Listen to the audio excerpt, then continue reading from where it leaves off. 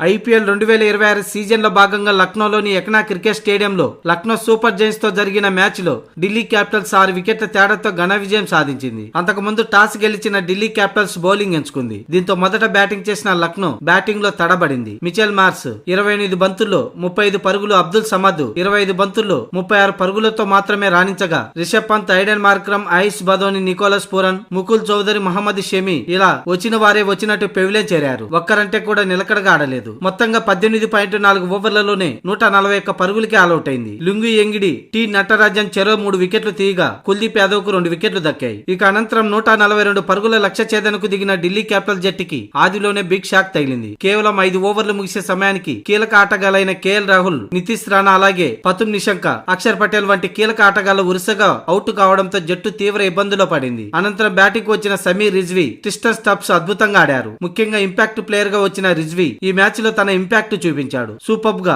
47 బంతుల్లో 5 4లు, 4 6లతో 70 పరుగుల హాఫ్ సెంచరీతో చెలరేగిపోయాడు. మరోవైపు ట్రిస్టన్ స్టబ్స్ 32 బంతుల్లో 39 పరుగులతో సైతం రిజ్వీకి సహకారం అందిస్తూ ఢిల్లీని గెలిపించారు. ఈ మ్యాచ్ లో వరుసగా 4 వికెట్లు కోల్పోయిన తర్వాత ఈ ఇద్దరు బ్యాటర్లు కలిసి 5వ వికెట్ కు 119 పరుగుల భాగస్వామ్యం నెలకొల్పడంతోనే విజయం ఢిల్లీని వరించింది. ఇక లక్నో సూపర్ జైంట్స్ బౌలర్లలో ప్రిన్స్ యాదవ్ 2 వికెట్లు తీసుకోగా మహమ్మద్ షమి, మొహిసిన్ ఖాన్ చెరో 1 వికెట్ పడగొట్టారు. మొత్తంగా లక్నో సూపర్ జైంట్స్ తమ ఇలాకాలోనే మొదటి మ్యాచ్ లోనే ఓడిపోయారు. భీకర హిట్టర్లు ఉన్న లక్నోలో ఆదుకునే ప్లేయరే కరువయ్యారు. దీంతో భారీ స్కోరు చేయలేక లక్నో సూపర్ జైంట్స్ ఎతకలబడింది.